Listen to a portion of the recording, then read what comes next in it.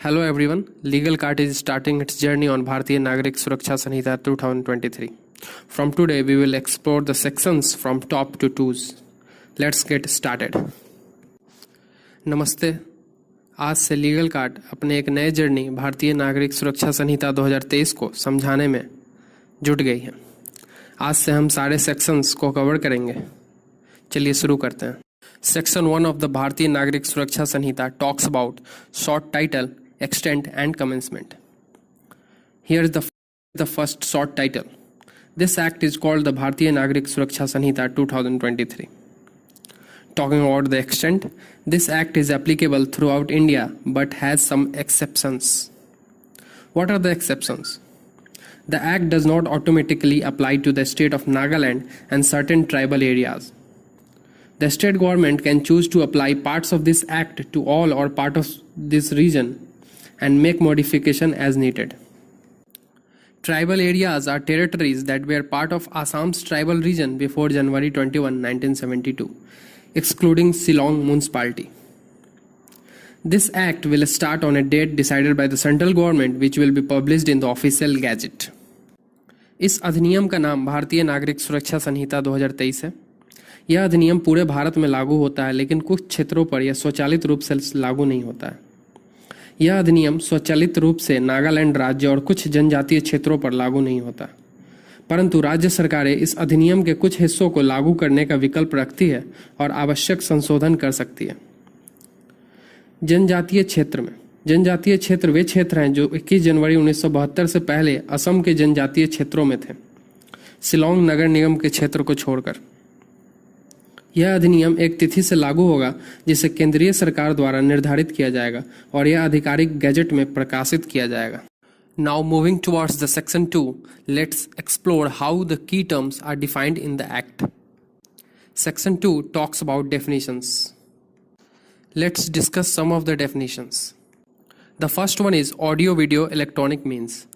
This includes communication devices for video conferencing, recording and other electronic communications. पहला audio video electronic साधन जो video conferencing, recording और अन्य electronic संचार उपकरण को शामिल करता है। Second one is bail, that means release from custody with conditions set by a court और ऑफिसर। दूसरा है जमानत, कानूनी शर्तों पर गिरफ्तारी से रिहाई। Bailable and non bailable offences, bailable offenses where bail is allowed and non-bailable offenses where bail is not granted as a matter of right. जमानती और गैर जमानती अपराध, जमानती ऐसे अपराध जिनमें जमानत की अनुमति होती है, गैर जमानती ऐसे अपराध जिनमें जमानत की स्वीकृति नहीं होती। Fourth one is bail bond, a guarantee for release with a surety. जमानत बॉन्ड एक गारंटी जो जमानत के साथ है।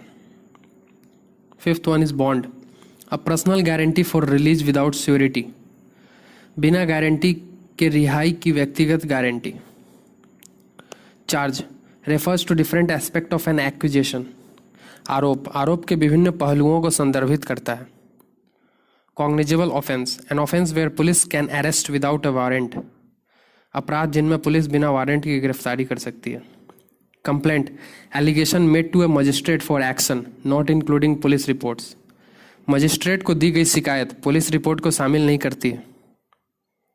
Electronic communication includes all form of electronic messaging and data transfer, सभी प्रकार के इलेक्ट्रॉनिक संदेश और डाटा हस्तांतरण को शामिल करता है। High court, the highest court for each state और यूनियन टेरिटरी, प्रत्येक राज्य या संघ राज्य क्षेत्र का सर्वोच्च न्यायालय। Inquiry, an investigation by a magistrate और court rather than a trial, magistrate या अदालत द्वारा की गई जांच ट्रायल को छोड़कर। Investigation, procedures for collecting evidence by police और ऑथराइज्ड पर्सन्स, पुलिस या अधिकृत व्यक्तियों द्वारा साक्ष्य एकत्र करने की प्रक्रिया। Judicial proceeding, any proceeding where evidence is legally taken under oath, कोई भी प्रक्रिया जिसमें साक्ष्य को विधिवत रूप से शपथ के तहत लिया जाता है। Local jurisdiction, the area where a court और magistrate can exercise its power, वह क्षेत्र जहां एक अदालत या मजिस्ट्रेट अपनी शक्तियां लागू कर सकता है। Non cognizable offence, an offence where police can not arrest without a warrant, अपराध जिनमें पुलिस बिना वारंट के गिरफ्तारी नहीं कर सकती। Notification, an announcement published in the official gazette, आधिकारिक गजट में प्रकाशित घोषणा। Offence, any act punishable by law, ऐसा कार्य जो कानून द्वारा दंडनीय है। Officer in charge of a police station, the senior police officer responsible for a station, station के वरिष्ठ पुलिस अधिकारी। Place includes houses, vehicles and other locations, घर, वाहन और अन्य स्थानों। Police report, a report by police sent to a magistrate, police द्वारा magistrate को भेजी गई report. Police station, any place declared as a police station, कोई भी स्थान जिसे पुलिस स्टेशन घोषित किया गया है। Public prosecutor, a person appointed to conduct prosecutions, अभियोजन चलाने के लिए नियुक्त व्यक्ति, जिसे हम लोक अभियोजक भी कहते हैं। Subdivision, a division within a district, एक जिले के भीतर एक विभाजन।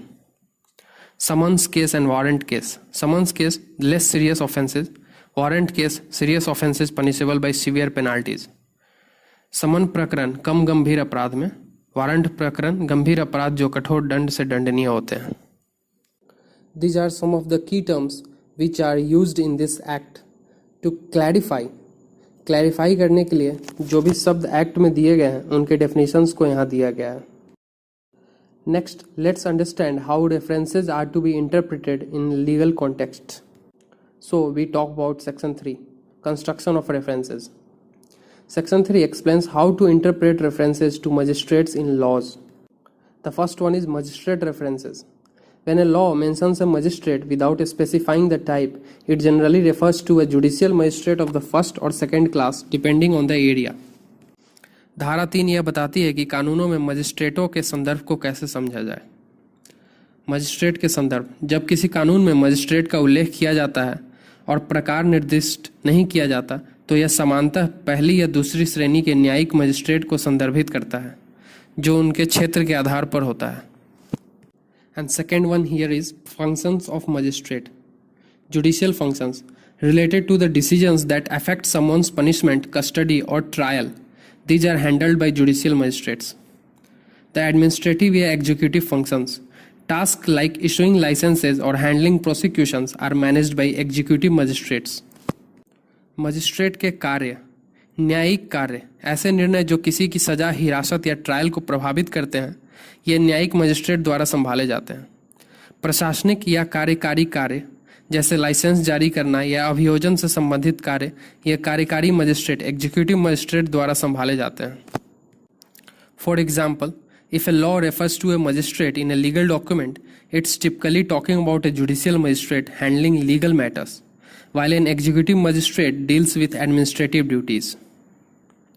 उदाहरण, यदि एक कानूनी दस्तावेज में मजिस्ट्रेट का उल्लेख किया गया है तो यह आमतौर पर न्यायिक मजिस्ट्रेट को संदर्भित करता है जो कानूनी मामले को संभालते हैं, जबकि कार्यकारी एग्जीक्यूटिव मजिस्ट्रेट प्रशासनिक कार्य करते हैं। Moving on, let's see how offences are managed under different laws. So let's dive into section 4. It addresses how offences are dealt with. The first one here says, under Bharatiya Nyaya Sanhita 2023, all offences under this act will be investigated, tried and handled according to its specific provisions. But under other laws, offences under other laws will be dealt with according to the provisions of those laws, but must follow the rules set out by this act wherever applicable. For example, if someone commits an offence under the Bharatiya Nyaya Sanhita, their case will be handled according to this act. If the offence falls under another law, the procedures of that law will apply, provided they do not conflict with the Bharatiya Nagarik Suraksha Sanhita. धारा 4 यह बताती है कि अपराधों को कैसे निपटाया जाएगा। पहले, भारतीय न्याय संहिता 2023 के तहत हुए अपराधों को। इस अधिनियम के तहत सभी अपराधों की जांच, सुनवाई और निपटारा भारतीय नागरिक सुरक्षा संहिता की विशेष प्रावधानों के अनुसार किया जाएगा। दूसरा, अन्य कानूनों के तहत हुए अपराधों को। अन्य कानूनों के तहत हुए अपराधों को उन कानूनों की प्रावधानों के अनुसार निपटाया जाएगा, लेकिन जहां लागू हो वहां भारतीय नागरिक सुरक्षा संहिता के नियमों का पालन करना होगा। उदाहरण, यदि किसी ने भारतीय न्याय संहिता के तहत अपराध किया है तो उनके मामले को इसी अधिनियम के अनुसार निपटाया जाएगा। अगर अपराध अन्य कानूनों के तहत आता है तो उस कानून की प्रक्रियाएं लागू होंगी, बशर्ते वे भारतीय नागरिक सुरक्षा संहिता से टकराव न करें। Finally, let's understand how existing laws are preserved. So, the last one for today, section 5, which speaks saving. Section 5 ensures that this act does not override any existing special or local laws unless explicitly stated. It respects other laws that provide special jurisdiction, powers और procedures. धारा 5 यह सुनिश्चित करती है कि मौजूदा कानून यह अधिनियम किसी भी विशेष या स्थानीय कानून को प्रभावित नहीं करेगा जब तक कि विशेष रूप से ऐसा उल्लेख न किया जाए. यह अन्य कानूनों को सम्मानित करता है जो विशेष अधिकार क्षेत्र, शक्तियां या प्रक्रियाएं प्रदान करते हैं. For example, if a local law has special procedures for handling a certain type of case, those procedures will continue to apply even with the new act in place. उदाहरण के लिए, यदि किसी स्थानीय कानून में विशेष प्रक्रियाएं हैं किसी विशेष प्रकार के मामले को संभालने के लिए, तो ये प्रक्रियाएं नए अधिनियम के लागू होने के बावजूद लगी रहेंगी. That's it for today. मिलते हैं अगले लेक्चर में. सेक्शन 6 से सेक्शन 10 के बारे में डिस्कस करेंगे. Thank you so much. If you found this video informative, please like, share and subscribe to Legal Guard for more in depth legal analysis. Till then, thank you so much. अगर आपको ये video अच्छा लगा तो please like करें, share करें और legal guard को सब्सक्राइब करें ताकि हम ऐसे ही आपके लिए आगे से वीडियो लाते रहें. तब तक के लिए शुक्रिया.